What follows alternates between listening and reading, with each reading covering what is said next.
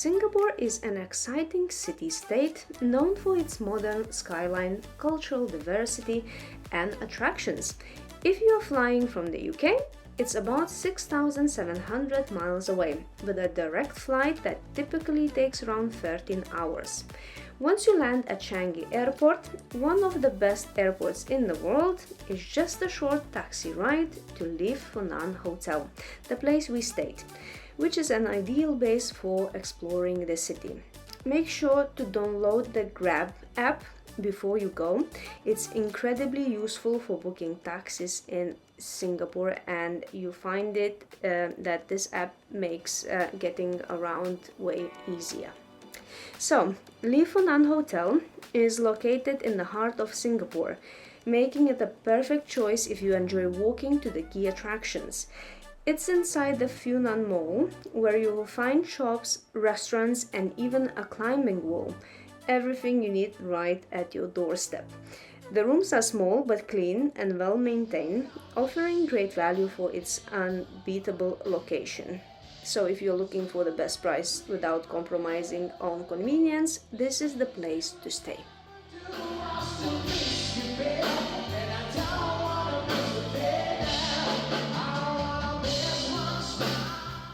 Just outside the hotel, you will spot the colorful Central Police Station, which draws many Instagrammers thanks to its vibrant, eye-catching design. Once you cross the road, you will find Fort Canning Park, a lush, historic green space located right in the heart of Singapore. It was once the site of a Malay royal palace and later become a military base. Today, it's a peaceful retreat with shaded walking paths, gardens, and heritage sites. Fort Canning Park has a mix of nature, history, and panoramic views of the city. It's a must-see if you love history, nature, or just want a calm spot in the city to relax.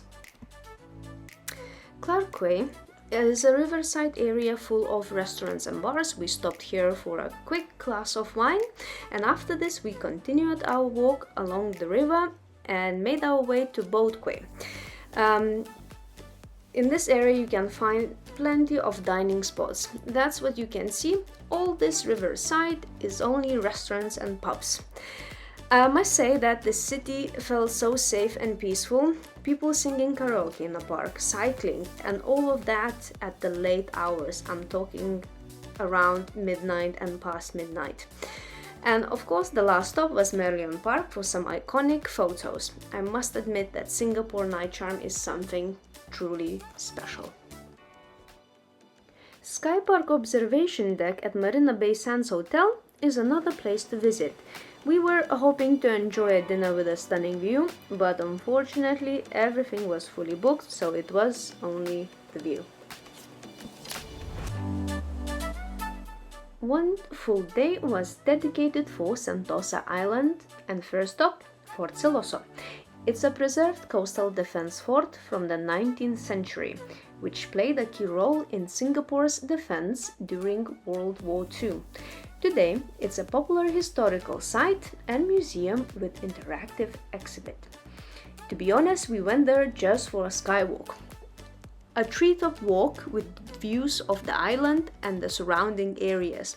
It was free entry to the Fort Siloso Skywalk, but there may be a fee for the Fort Siloso Museum, which typically costs around 12 Singapore dollars for adults.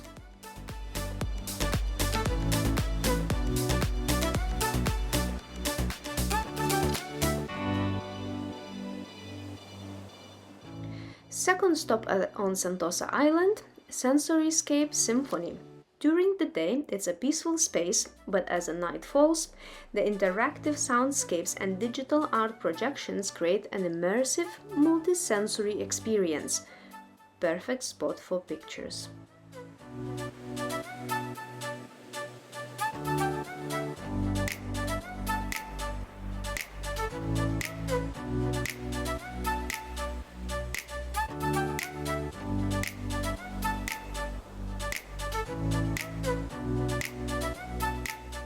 From here, you head on straight towards coffee shops and via staircase up over to Imbiah Lookout. This area is packed with attractions, offering something for everyone. You will find here the famous sky ride, which gives you a bird's eye view of the island.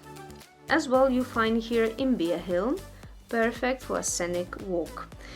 The lookout also features the iconic Tiger Sky Tower, which is the tallest observation tower in Singapore.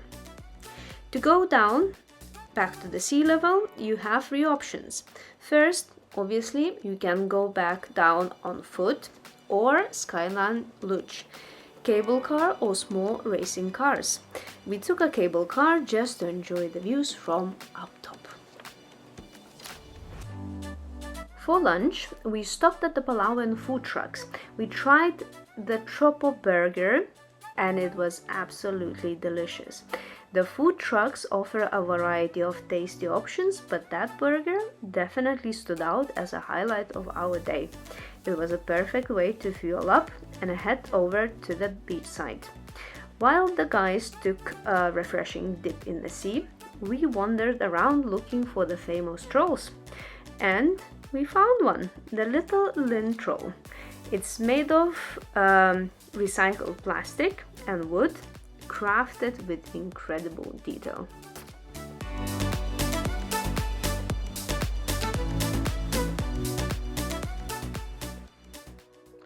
The big bridge at Palawan Beach is an iconic structure that connects the beach to the Palawan viewing tower.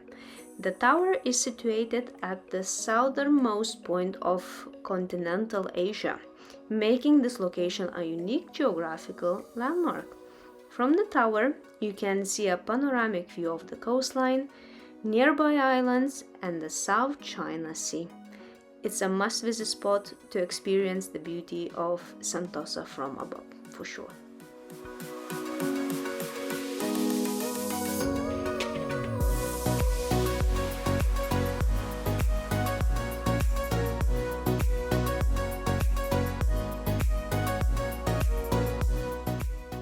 While we were in Sentosa, we passed by Universal Studios, one of the most popular attractions on the island.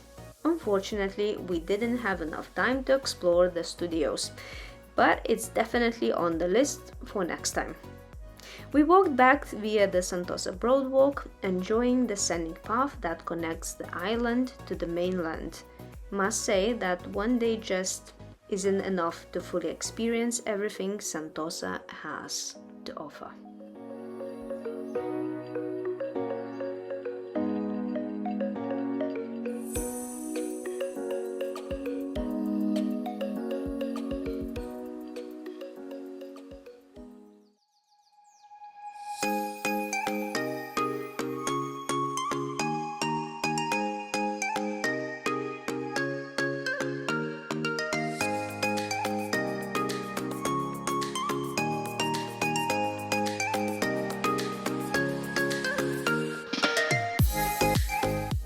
Due to our limited time in Singapore, Gardens by the Bay we left for Saturday. However, we highly recommend avoiding weekends if possible. The place was absolutely packed when we arrived, and the large crowds really took away from the beauty of the gardens. They only had tickets to visit the Flower Dome, which was enough for a short visit. It cost around 12 Singapore dollars per adult.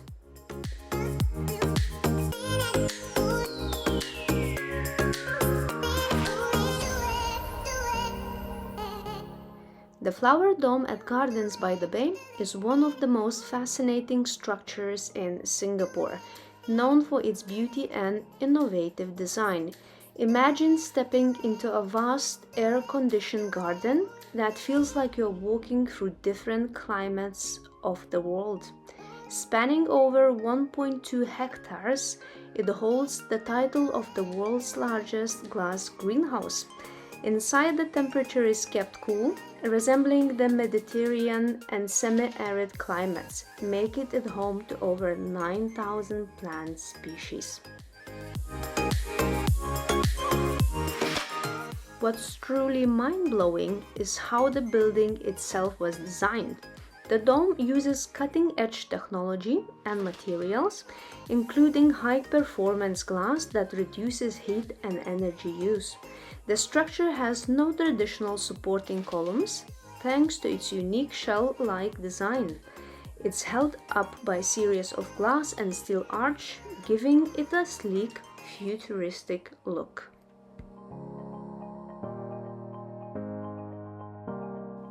What makes it even more special is its ever-changing floral displays, which rotate seasonally, offering new colors and scents throughout the year.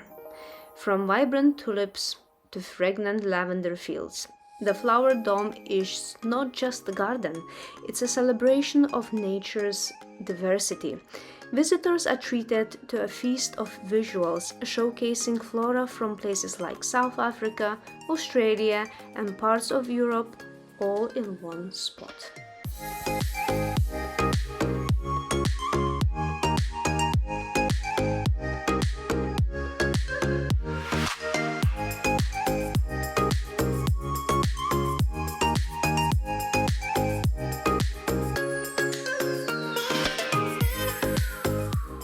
We had planned to catch the light show later in the day, which takes place at 7:45 and 8:45 p.m. So we left Gardens by the Bay for a dinner and went straight to Marina Bay Sands Hotel. Had a nice meal and then returned to Gardens by the Bay after the dark.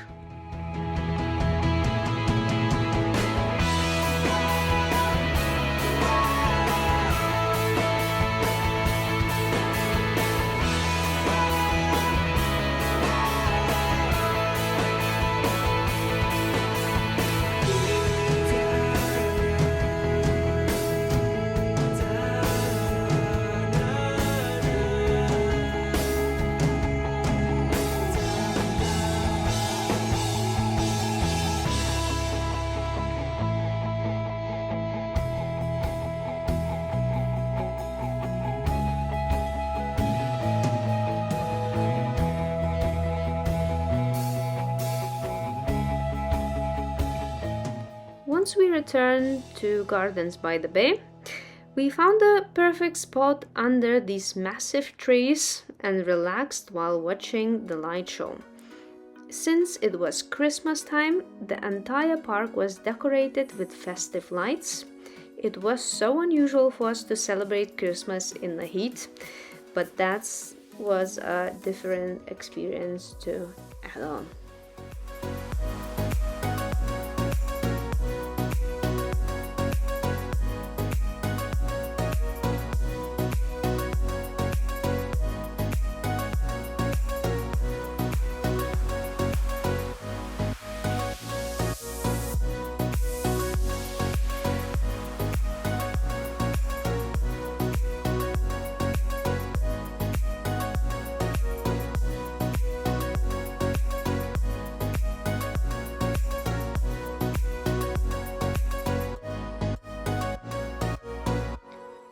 As the new day come, let's go to explore more of Singapore. The murals in Chinatown area are a vibrant and artistic reflection of the area's rich cultural history. These street artworks can be found along the streets and alleyways, showcasing a mix of traditional Chinese heritage and contemporary creativity. Many murals depict scenes from the past, such as the bustling trade and daily life of Chinatown's early days, while others highlight the fusion of cultures and define Singapore today.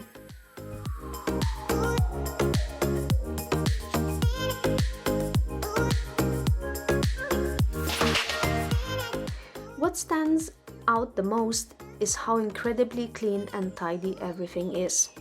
The city's attention to detail is impressive, making it a pleasure to explore on foot. Whatever you discovering a new alley or admiring the architecture, Singapore's streets are a true reflection of the city's charm and meticulous upkeep. I really wish that some of the cities and countries would take example of Singapore. Out of all the places to grab a coffee in Singapore, I highly recommend Monochrome Cafe. It's a very small, hidden gem with a unique 2D art design that makes you feel like you have stepped into a black and white world. However, it's quite easy to miss if you don't know where you're going, as the cafe is tucked away in a narrow space.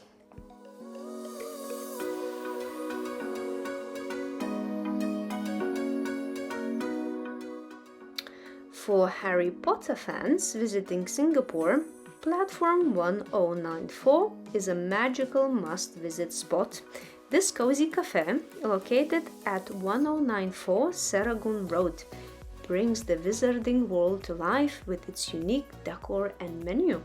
Reservations is a must, as the place is quite popular and you can easily book by phone or WhatsApp. The menu offers delicious options, from the flying charm pasta to the double da-boom burger. But for the dessert, don't miss the Baby Groot dessert. It's an Instagram-worthy treat that adds extra magic to your experience. And for the cocktails, as you can see, you get to mix up yourself, and it's so interesting experience because everything is steaming, bubbling, and at the end you are kind of not sure if you want to drink it, but yep, it's tasty, delicious, and yeah, it's definitely worth it.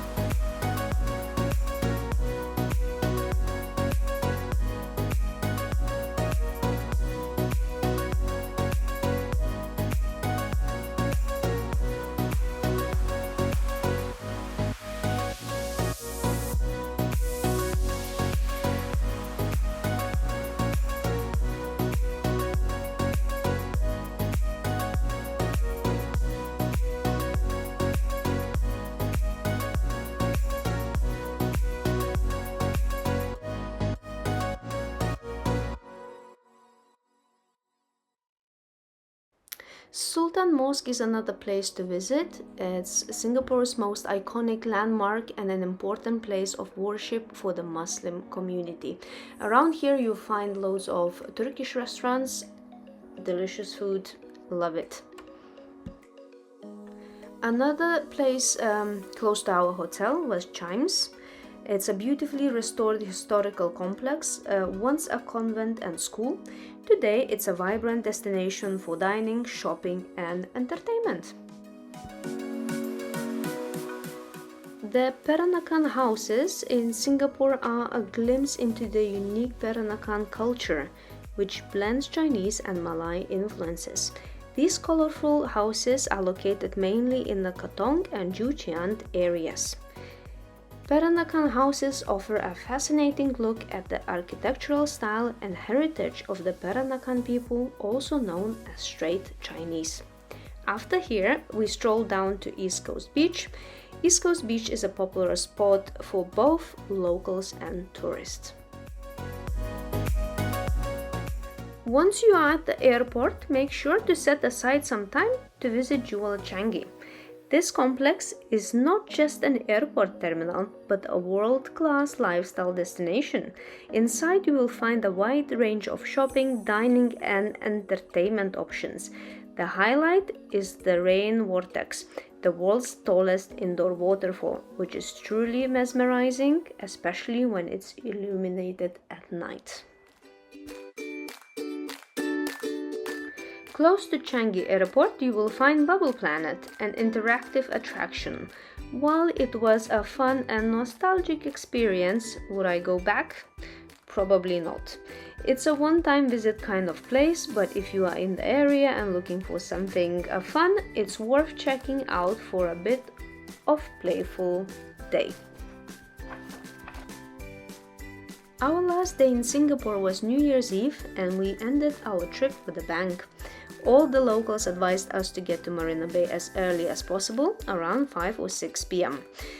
We left our hotel at 5ish and managed to grab a seat at the Esplanade. As a bonus, there was a free concert starting 6 p.m., so we wait for the fireworks was filled with great music and excitement.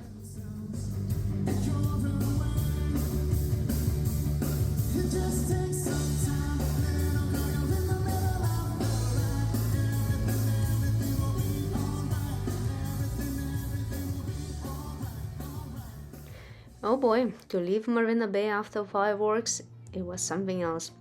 But it's a part of the experience, isn't it?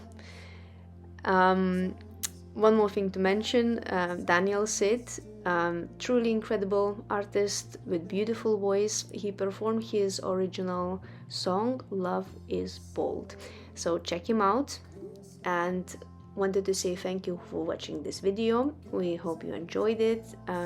If you can, please like and subscribe. That does help us a lot. And until next time, see you in New Zealand. Same old joke that I'm the real